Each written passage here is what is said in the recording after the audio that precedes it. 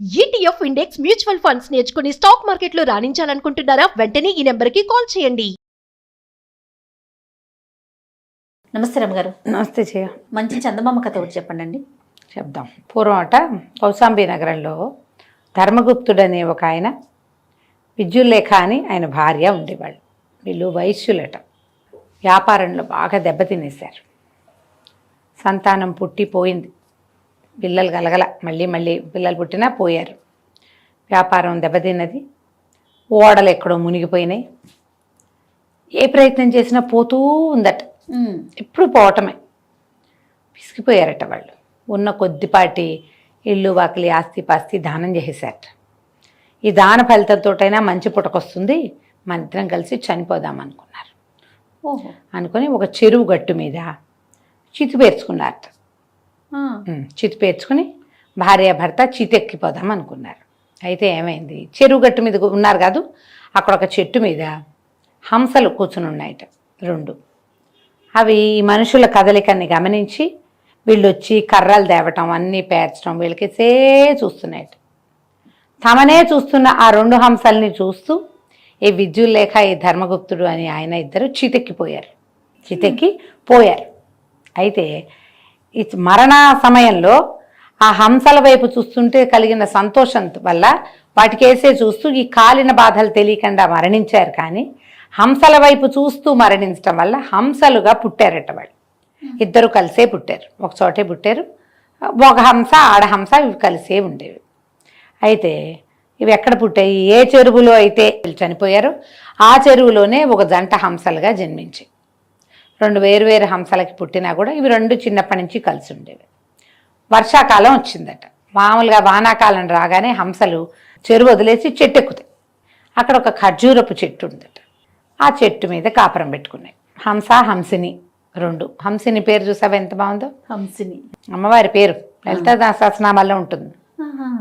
అయితే ఈ రెండు ఆ చెట్టు మీద కాపురం ఉంటాయి. ఒకనాడు ఏమైందట, మొగ హంస ఇంటి దగ్గర ఉంది, ఈ ఆడహంస ఎక్కడికో వెళ్ళింది. మామూలుగా గుడ్లు పెట్టి ఉంటాయి, బహుశా గుడ్లు పెడితే మొగహంస కాపలా ఉంటే ఆడహంస వెళ్తుంది, ఆడహంస కాపలా ఉంటే మొగహంస వెళ్తుంది. అట్లా ఉంటుంది. కాసేపు తిరిగి రావాలి కదా, దానికి రెక్కలు అవి కొంచెం విప్పార్చుకుని ఉండాలి. ఆ లోపల మొగది కూర్చుంటుంది అనమాట గుడ్ల మీద. అలా జరిగి ఉంటుంది బహుశా. ఈ ఆడహంస ఎక్కడికో ఎగిరి వెళ్ళింది. వెళ్తే ఒక వేటగాడికి కనపడింది. ఓకే, ఎంత అందంగా ఉంది, అందమైన హంస. అందుకని వీడేం చేశాడు, బాణం వేసి కొట్టేశాడు. హంస కాస్త చచ్చిపడింది కింద. ఈ హంసిని చచ్చిపోతే అతను దాన్ని మెడ పట్టుకుని కర్రకు వేళ్లాడేసుకుని తీసుకెళ్తున్నాడు. వెళ్తూ ఉండేసరికల్లా ఏమైంది, అక్కడ ఏవో కనపడ్డాయి. ఈ వేటగాడు ఏమైనా కొత్త వేటాడుతూ ఉంటాడు. వీడి లాంటి వాళ్ళదే కొంత సమూహం కూడా కనిపించింది. వీడు ఇంటికి వెళ్ళి ఈ అందమైన హంస చక్కగా ఉంటుంది, అంత తెల్లగా అందంగా ఉంటుంది కదా, కాల్చుకుని తినాలనుకున్నాడు. దాని మాంసం రుచిగా ఉంటుంది. వీళ్ళు ఎవరైనా చూస్తే ఈ హంసని నిర్జేసేస్తారని ఆ హంసను ఏం చేసేట, ఆ పక్కనున్న పొదలో దాచిపెట్టాడు. దాచిపెట్టి ఈ చెరువుగట్టు మీద, ఒక చెరువుగట్టు మీద చేపలు అవి పడుతూ ఉంటే అక్కడికి వెళ్ళాడు. చేపలు పట్టే వాళ్ళేమో చేపలు పుచ్చుకుపోయారు. వేటగాడు మళ్ళీ తిరిగి వెనక్కి వెళ్ళేసరికల్లా ఏమైంది, ఈ ఎక్కడైతే ఈ హంసని, చచ్చిపోయిన హంసని పెట్టాడో అందులో ఒక సంజీవకరణి పుల్ల ఉంది. సంజీవకరణి పుల్ల అంటే ఏంటంటే, ఆ పుల్ల ఎక్కడుంటే అక్కడ ప్రాణం లేచి వస్తుంది, చచ్చిపోయినవి బతుకుతాయి. ఇతను ఏ దుబ్బులో అయితే దీన్ని దాచిపెట్టాడో అక్కడ ఈ సంజీవకరణి చెట్టు.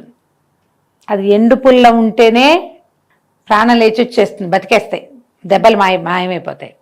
ఎప్పుడైతే ఈ హంస తనకి జీవం వచ్చేసిందో అది ఎగురుకుంటూ వెళ్ళిపోయింది. ఇది చూసుకున్నాడు, అటు చేపలు పోయినాయి, ఇటు హంస పోయింది. అయ్యో అని వేటగాడు వెళ్ళిపోతే సరే ఇదేం చేస్తుంది, మళ్ళీ చెట్టు మీదకి వెళ్ళింది. ఈ లోపల ఏమైందట, చెట్టు మీదకి వెళ్ళంగానే ఒక పూట గడిచింది. పెద్దగా వానలు మొదలైనాయి కదా, విపరీతంగా గాలి దుమారము వచ్చి ఏ చెట్టు మీద అయితే ఈ హంసలు ఉన్నాయో ఆ చెట్టు కాస్త విరిగి పడిపోయింది. గుడ్లు లేవు, గూడు లేదు. ఈ హంసలు రెండు కకావికలై చెరుకో పక్కకి పరుగు తీసేసినాయి. పిడుగు ఒకటి పడింది, కలిసి వెళ్ళల, అదటు విడిపోయినాయి, అదటు ఇది ఇటు అయిపోయింది. ఈ ఆడహంస ఎగురుకుంటూ పోయి ఒక పర్వత ప్రాంతంలో ఆగింది. పర్వతం దగ్గర ఆగి ఏమనుకుంది, అప్పుడు ఇక్కడ ఏదో హాయిగా ఉంది, ఇక్కడ ఉండిపోదాం, చూద్దాం అనుకుంది. ఈ వానలో తప్పిపోయిన హంస, పెద్ద మొగ హంస వెతుకుంటూ వెతుకుంటూ వెతుకుంటూ వచ్చి పర్వత ప్రాంతానికి చేరింది. బాగా వానకి తడిసిపోయి అలిసిపోయి ఆహారం లేక వానలో ఏమి తిండి దొరకదు పాపం పక్షులకి, తడిసిపోయి ఎటాగా ఉంటాయి అవి. చూసుకున్నాయి, ఇద్దరం ఒక చోట చేరామని మళ్ళీ సంతోషించినాయి. మన ఇద్దరం కలిసి ఉందాం, ఇక్కడే ఉందాం అనుకున్నాయి. ఈ కొండ ఏదో సేఫ్ అని అవి భావించాయి. ఆ కొండ సేఫ్ కాదు, అక్కడ కూడా ఎవరో ఒక వేటగాళ్ళు. హంసలు కనపడితే ఊరుకోరు వాళ్ళు. వీటికి అమిత వేగం ఉండదు, రెక్కలు బరువు కొంచెం, మామూలు పక్షుల కంటే అవి కొంచెం బరువుగా ఉంటాయి, తాపీగా పోతాయి, దబదబా పరిగెత్తాం. ఈ దబదబలాడకపోతే ఈ వేటగాళ్ళు యాక్టివ్గా ఉన్న వాళ్ళు కొట్టేస్తారు. ఈ వేటగాళ్ళు వాళ్ళు వీళ్ళు తిరుగుతున్నారు, తప్పించుకుంటూ నానా బాధ పడుతున్నారు. ఒక పెద్ద పిడుగు పడింది పర్వత ప్రాంతాల్లో, కొండసరి అంతా విరిగిపడింది. ఈ పిట్టేమో ఒక పక్కకి వెళ్ళిపోయింది హంసని. మళ్ళీ జీవితం చూడు ఎలా ఉంటుందో. ఈ మొగ హంస ఇంకో దారి పట్టింది. ఎంత వెతికినా దానికి భార్య దొరకల. అది పాపం అలా ఎగురుకుంటూ ఎగురుకుంటూ వెళ్ళి ఒక చెరువు దగ్గరికి చేరింది. ఆ చెరువు దట్టమైన అటవీ ప్రాంతంలో ఉంది.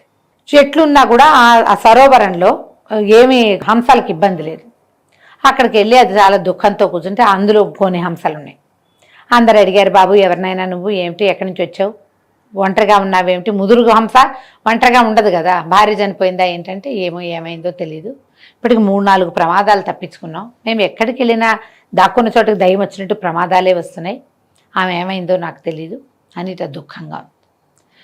ఇందులో ఉన్న హంసల వాళ్ళ జనం అంతా ఏమన్నారు, మా ఊళ్ళో హంసలు ఉన్నాయిగా, ఏవో ఒకటి తిండి తెచ్చిపెట్టి పర్వాలేదులే మాతో పాటు ఉండు, ఇక్కడ ఆహారం దొరుకుతుంది, సెలయేరు బాగుంటుంది, సరోవరం చక్కగా ఉంటుంది, మరి ఇక్కడ పెద్దగా ఇవేం పడవు, వాన కూడా పెద్ద ఎక్కువ పడదు, బాగుంటుంది, కావాలంటే చెట్లు ఎక్కిపోవచ్చు అని హంసను అక్కడ ఉంచుకుంది. మెల్లిగా హంస మేనేజ్ అయింది, బాగానే ఉంది. ఇప్పుడు ఆ పర్వత ప్రాంతంలో ఒక పక్కకు పడిపోయిన హంస మళ్ళీ మెల్లిగా రెక్కొంది.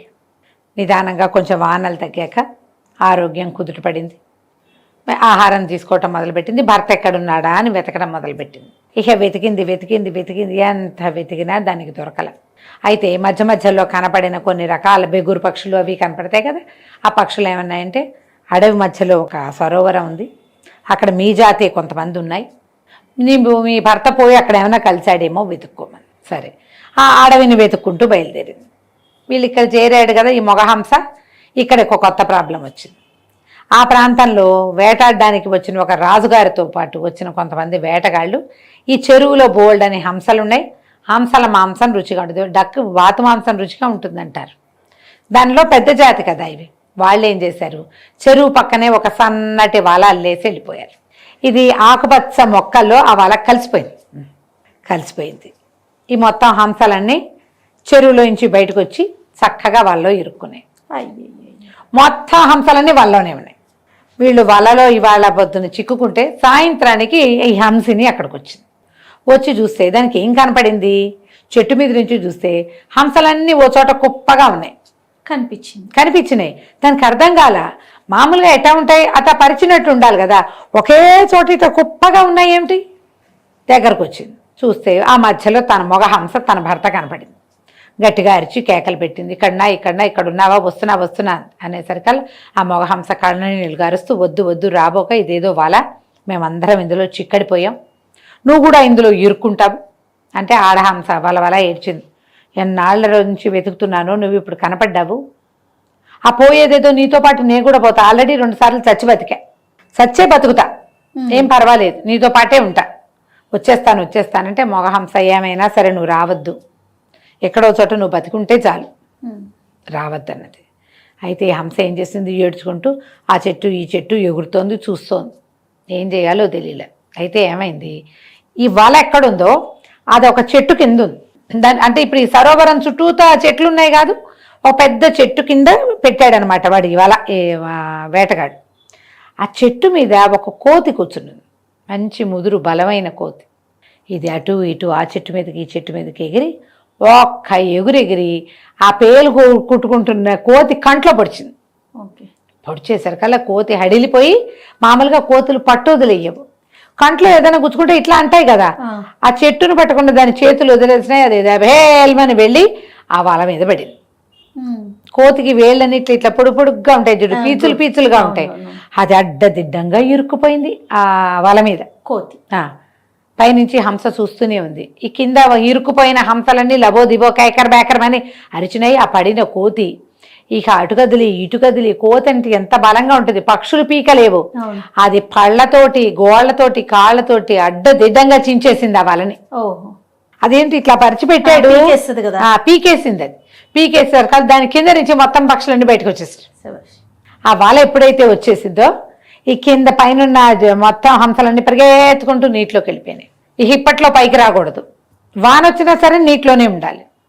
ఆ మగ హంస పరిగెత్తుకుంటూ వచ్చి ఆ ఎగురుకుంటూ పైకి చెట్టెక్కి తన భార్యను కవలించుకుంది. ఆ మగ హంస ఆడహంస రెండు మళ్ళీ కలిసినాయి.